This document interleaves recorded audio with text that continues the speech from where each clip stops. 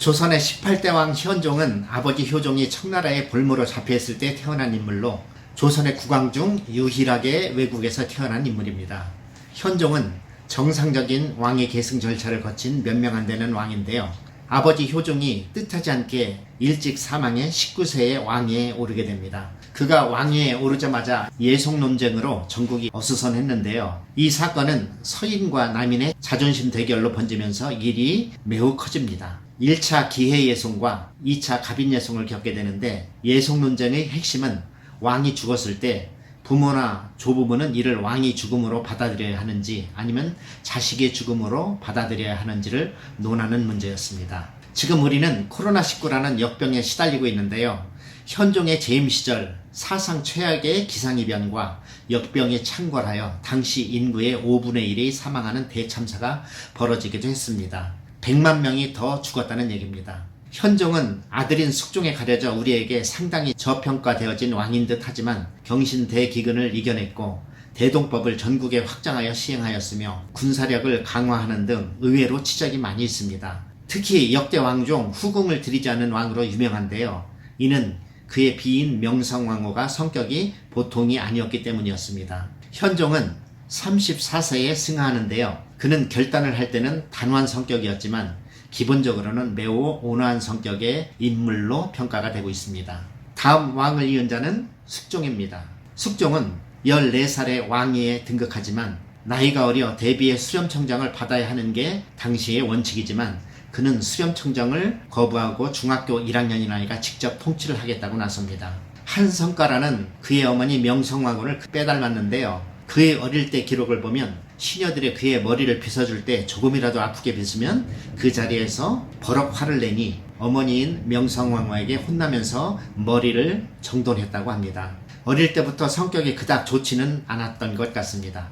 숙종하면 가장 유명한 사건이 환국을 들 수 있겠는데요. 쉽게 말씀드리면 서인과 남인이 첨예하게 대립하고 있었던 시절 일당 집권체제를 선택합니다. 남인에게 국정을 맡겼는데 하는 것이 마음에 안 들어 서인으로 싹 교체하고 남인들을 싹 죽여버리고 유배를 보냅니다. 이어서 서인에게 국정을 맡겼는데 그것도 마음에 안 들어 서인들을 작살내고 다시 남인으로 교체합니다. 또 남인들이 마음에 안 든다고 다시 서인으로 교체해버리니 신하들은 숙종의 숨소리만 들어도 벌벌 떨었다고 합니다. 이것이 3번이나 반복되는데 경신환국, 기사환국, 갑솔환국이 바로 그 사건입니다. 반면 숙종은 강한 카리스마 뒤에는 애틋한 사랑꾼이었는데요. 붕당 정치의 희생양인 인현왕후, 장희빈, 숙빈, 최씨 등과 사랑 노름을 하면서 이를 정치에 이용하기도 합니다. 그 권력의 희생자 중에 한 명인 장희빈이 결국 사약을 받고 죽게 되는 사건이 있었죠. 이 스토리가 사극의 단골 소재가 되기도 합니다. 궁궐 무술이 출신인 숙빈, 최씨가 눈에 띄어 숙종의 성을 입게 되고 묘하게도 거기서 나온 왕이 바로 우리가 잘 아는 영조입니다. 숙빈, 최씨는 우리가 재밌게 봤던 드라마 동의의 주인공이기도 합니다. 제가 생각할 때 숙종은 조선 왕들 중 가장 카리스마가 장렬했던 인물로 평가되고요. 효율적인 국정 운영으로 국가 경제가 탄탄해졌으며 48년의 긴 재위 기간을 통치하였습니다. 우리가 자주 들어봤던 상평통보를 발행해 상품 시장 경제를 반석에 올려놓은 인물이기도 하였습니다. 왕권이 강하면 백성은 살기 좋다는 원칙을 보여준 사례로 비교적 좋은 평가를 받고 있습니다. 숙종의 다음 왕은 경종입니다. 이복 동생 영조가 경종을 독살했냐 마냐를 갖고 아직도 의견이 분분한 미스테리의 주인공이기도 하죠. 재위기간이 너무 짧아 그닥 해드릴 말이 없습니다만 경종은 사약을 먹고 죽은 장희빈의 아들입니다. 3살에 세자로 책봉되어 33세에 왕위에 오르니 세자 생활만 30년을 넘게 했던 인물이죠. 경종이 14살 때 아빠가 엄마를 죽이는 모습을 생생히 목격했으니 그의 가슴에는 큰 응어리를 갖고 성장하게 됩니다. 경종은 매우 소심하였으며 또한 병약하여 죽는 날까지 골골했던 인물입니다. 4년을 통치하고 37세에 승하하니 후사가 없어 그의 이복 동생인 연인군이 다음 왕을 이어받게 되니 그가 바로 우리가 너무 잘 아는 조선의 21대 왕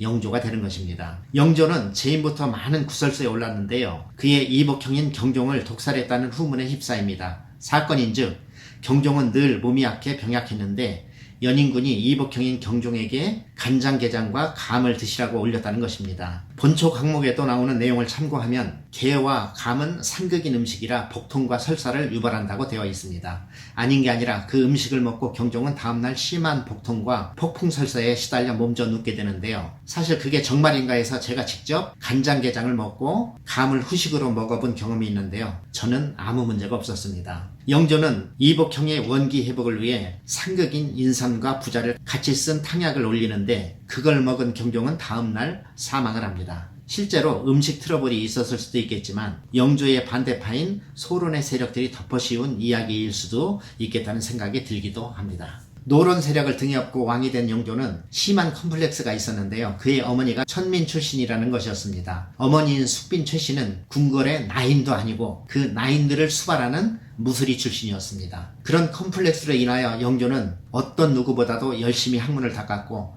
늘 자세를 바르게 했으며 올곧은 길을 가려고 무척 노력했던 인물입니다. 하지만 집권 중 아버지가 아들을 죽이는 희대의 사건이 발발하는데요. 그 사건이 바로 1762년에 일어난 이모화변입니다. 이모화변이란 아버지 영조가 아들인 세조세자를 뒤주에 가두어 죽인 희대의 사건이었는데요. 조선의 왕실에 내시와 궁녀를 포함해 100명을 넘게 살해한 연쇄 살인범이 있었는데 그 범인이 바로 사도세자였습니다. 영화 사도를 보신 분은 아시겠지만 그 사도세자가 미치광이가 되어갔던 원인 중 가장 크게 작용한 것은 아버지 영조였습니다. 영조는 성품 자체가 꼿꼿하고 정도만 가는 인물이었으니 사도세자가 글 공부는 등한시하고 늘 병정놀이에 빠져 사는 모습을 보며 질책하고 꾸짖는 일이 다반사였으니 그 아이가 정상적으로 성장하는 게 이상한 일이었을 겁니다. 결국 노론 세력들은 영무를 뒤집어 씌워 간언을 하니 사실 영조도 어쩔 수 없이 내린 결정이었을 수도 있겠습니다. 그런 참혹한 일이 있기도 했지만 조선 전기에 세종과 성종이 있었다면 조선 후기에는 영조와 정조가 있었다고 해도 과언이 아닐 정도로 정치를 잘 하였는데요.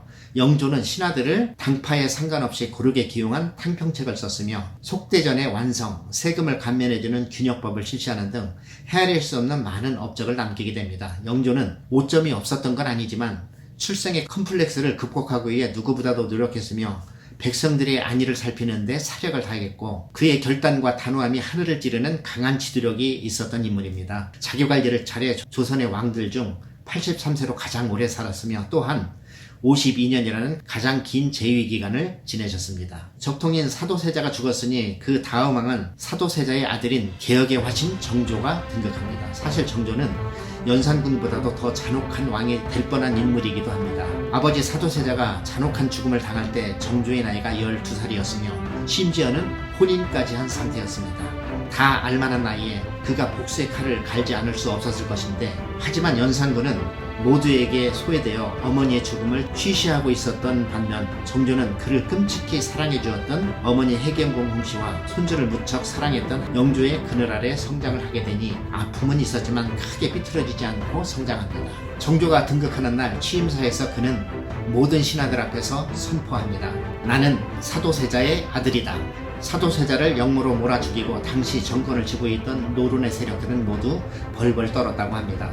노론들은 자신들의 목숨을 부지하기 어렵다고 생각했는지 정조의 처소에 7번이나 자객을 보내지만 모두 실패합니다. 이 시기의 사건을 다룬 영화가 바로 영린입니다. 정조는 밤에 잠을 안 자고 밤새워 책을 보는 습관이 있었다고 하는데요. 그 이유는 언제 자객이 또 올지 몰라 두려움 속에서 하루하루를 보냈다고 합니다. 정조가 노론인 대신들과의 대립 상황에서도 그는 복수를 하기 위해 숙청을 하지는 않았으며 엄청난 업적들을 남깁니다. 영조의 유지에 따라 당파를 떠나 인재를 기용하는 탕평책을 계속 시행하였으며 신도시를 꿈꾸었던 수원 화성의 건설, 기득권을 제압하는 금난 정권의 폐지, 인재 등용의 메카인 규장각 설치, 왕권 강화를 위한 장용영 설치와 수많은 서적들의 출판 등 그의 업적은 헤아릴 수 없으니 시험 출제율 1위인 왕이 바로 정조이며 오직 백성들을 우선순위에 두고 조선의 개혁을 꿈꾸었던 너무도 훌륭했던 역사상 위대한 인물로 평가할 수 있겠습니다. 큰 아쉬움이 남는 건 정조가 10년만 더 집권했더라면 조선은 많은 변화가 있었으리라 생각됩니다만 49세의 나이에 승하하시니 그 이후로 집권했던 왕들인 순조, 헌종, 철종의 시대를 거치면서 조선이라는 큰 배는 서서히 침몰해 갔던 것입니다. 기득권 세력이었던 노론의 잔당들은 대립하였던 정조가 승하하면서 깨춤을 추었을 것입니다. 노론인 안동김씨, 훈양조씨들이 권력을 잡으면서 힘없고 나이 어린 허수아비 왕들을 기용하였고 세도 정치가 판을 치니 삼정의 문란은 극에 달했고 밀란이 끊임없었으니 왕권이 약해지면 일어나는 전형적인 모습들을 보여주게 됩니다. 특히 글도 잘 몰랐던 25대 왕인 강화도령 철종 다음으로 등극한 왕이 26년 고종인데 고종이 왕이 된 나이가 겨우 12살이었기 때문에 고종의 아버지는 흥선대원군이 수렴청정을 하면서 썩어 빠진 조선을 개혁하려고 많은 노력을 하였지만 밀려오는 서양과 일본 같은 제국주의자들을 막기엔 역부족이었고 고종이 실권을 잡으면서 명성황후 민씨의 일족들이 요직을 점거하며 민씨 일가의 세상에 대어 국고를 탕진하니 싸움 한번 못해보고 1910년 한일합방이 되면서 고종의 아들 순종을 끝으로 조선은 망국의 길로 접어들게 되었던 것입니다. 전에 올린 영상 중 고종의 후손들이라는 제목으로 올린 내용이 있으니 더 관심 있는 분들은 한번 보시면 도움이 될 것 같습니다. 자, 이렇게 해서 1편에서 4편까지 조선 왕조인 태조부터 고종에 이르기까지 역대 왕들의 업적과 그들의 인성에 포커스를 맞춰 간략하게나마 설명을 드려봤는데요. 조선을 얘기할 때 개조선이라는 수식어를 많이 쓰고 있는데 지금 우리의 상식으로 볼 때는 틀린 말도 아닙니다. 하물며 진작 말아먹었어야 될 조선이 500년이나 이어져 온 것도 신기한 일이라고 질책하시는 분들도 있습니다. 절대 왕조의 시대에 성리학이라는 굴레를 씌워 우매한 백성들의 고열을 착취하였던 집권층들의 부정부패 속에서 그 험난한 세월을 살아낸 우리의 선조들에게 연민이 느껴지기도 합니다. 조선이 막을 내린 이유도 직접적으로는 일본의 침탈이라고 볼 수도 있겠지만 더 큰 원인은 조선의 후반기를 장악했던 노론 세력들이 당리당략에만 집중해 민생을 돌보지 않았으니 국력은 나락으로 떨어지고 시대의 흐름조차 제대로 간파하지 못한 지경에 이르렀으니 힘없는 나라가 강대국에 먹히는 것 당연한 수순이 아니었나 싶습니다. 본받을 역사도 아픔의 역사도 다 우리의 소중한 역사입니다. 역사는 돌고 도는 것이니 귀감이 될 만한 것은 대승발전시키고 아픔의 역사는 다시 한번 돌아보며 두 번 다시는 그러한 시행착오를 겪지 않는 것이 더욱 중요한 것이 아니겠습니까? 이것이 우리가 역사를 알아야 되는 가장 중요한 이유가 아닌가 싶습니다. 긴 시간 시청해 주셔서 대단히 감사합니다.